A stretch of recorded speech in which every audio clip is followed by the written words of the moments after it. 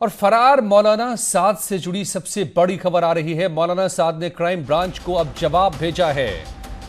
अभी self quarantine में हूं, ये बोला है मौलाना साद ने। बाकी सवालों के जवाब बाद में दूंगा।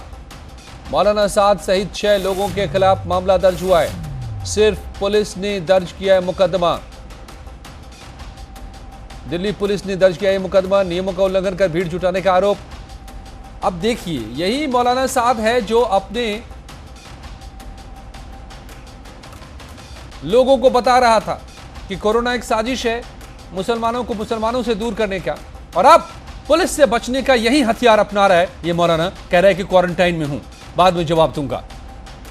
लोगों को क्वारंटाइन में जाने से मना कर दिया, लोगों को एक दूसरे से दूर रहने से मना कर दिया मौलाना साद ने, और अब ये शातिर तरीके से खुद को क्वारंटाइन में बता रहा है और इसलिए जवाब देने के लिए सामने नहीं आ रहा है। दो चेहरा, और दो चेहरा तो तभी सामने आ गया था जब इसके खजानों और इसकी संपत्तियों का ब्यौरा सामने आने लगा। जिस नबी के नाम पर यह जमात चलती है, वो नबी, उस नबी के घर में जानकार बताते हैं कि 14 दिनों तक चूल्हा नहीं जला था, और जनाब के तो न जाने कितने फार्म हाउसेज हैं। शंकर आनंद जुड़ गए मेरे साथ। शंकर, ये अपने आप में बड़े विडंबना कि जिस इस्लाम का नाम देते हुए कोरोना को साजिश बताने वाला मौलाना साद, लोगों को एक दूसरे से दूर नहीं होने की हिदायत देने वाला, खुद को क्वारंटाइन में रख रहा है और इसी के बहाने जवाब देने सामने नहीं आ रहा है। देखिए, निश्चित तौर पे दिल्ली पुलिस के क्राइम ब्रांच को अपने वकील के माध्यम से इस मामले पर अवगत कराया है और उसने कहा है कि वो अभी क्वारंटाइन है और अभी वो फिलहाल जवाब नहीं दे सकता है। और जवाब के लिए जो तमाम सवाल भेजे गए थे, 26 सवाल जो भेजे गए थे दिल्ली पुलिस के द्वारा कि आप इस तमाम सवालों का जल्द से जल्द जवाब दें, लिखित तौर पर जवाब दें और उसके बाद इससे जुड़े हुए तमाम जो अपडेट्स हैं वो मुहैया कराएं। लेकिन मोहम्मद मौलाना साल ने उन्होंने कहा है कि वो खुद से क्वारंटाइन है और कोरोना वायरस से बाकायदा उसके लिए एहतियात बरतते हुए मेडिकल जांच करवा रहा है। लेकिन एक तरह से कहा जा सकता है कि जिस तरह से अब अपने पे जब बातचीत आई है तो वो इस तरह के एहतियात बरतने की बात कर रहा है। लेकिन अगर यही एहतियात पहले बरता गया होता तो निश्चित तौर पे चाहे राजधानी दिल्ली की बात करें या अन्य राज्यों से आए हुए तमाम जो लोग हैं उनको इस तरह की परेशानियों का सामना नहीं करना पड़ता।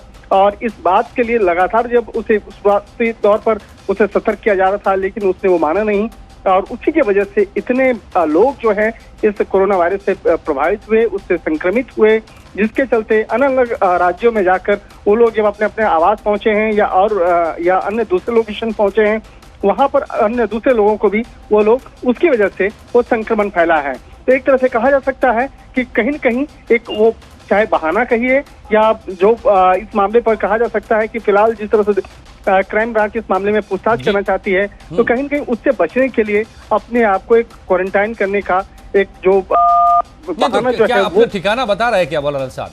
अभी भी अपने ये बता रहे कि कहां पर सेल्फ क्वारंटाइन में? अभी तक इस मामले पे कोई भी चीज अपनी जानकारी नहीं बताया जा रहा है कि कौन सा डॉक्टर उसका इलाज कर रहा है, किस अस्पताल में उसका इलाज चल रहा है या किस आवास में रह करके वो अपना इलाज करवा रहा है। इस मामले में कोई भी जानकारी दिल्ली पुलिस को नहीं दी जा रही है और दिल्ली पुलिस को हालांकि अपने एक वकील के माध्यम से इस मामले में जानकारी उपलब्ध कराया गया साफ है कि वकील के जरिए जवाब नहीं देने की सिर्फ बात, क्वारंटाइन में होने की बात कर रहे हैं मौलाना साद, मगर खुद अभी भी छिपा बैठा है मौलाना साद, सैकड़ों लोगों की जिंदगियों को खतरे में डालकर, बल्कि हजारों लोगों की जिंदगी को। ये इस वक्त की बड़ी खबर। मौलाना साद ने दिल्ली पुलिस के क्राइम ब्रांच को वकील के जरिए जवाब भेजा है कि अभी जवाब नहीं दे सकते सवालों के, क्योंकि अभी सिर्फ क्वारंटाइन में है। मगर कहां, किस तरह से, क्या सेहत है, कोई जानकारी नहीं। अंडरग्राउंड, लापता, फरार मौलाना साद।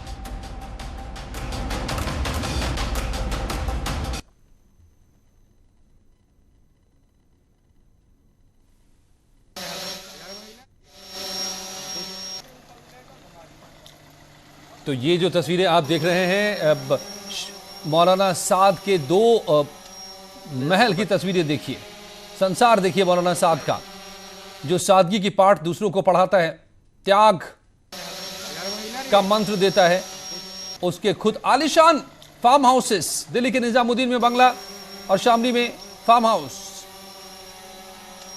ले जा थोड़ा सा। कई एकड़ में फैला बंगला दिल्ली में, निजामुद्दीन में और इसी तरह शामली में आलीशान फार्म हाउस। अब सब पर निगाह है पुलिस की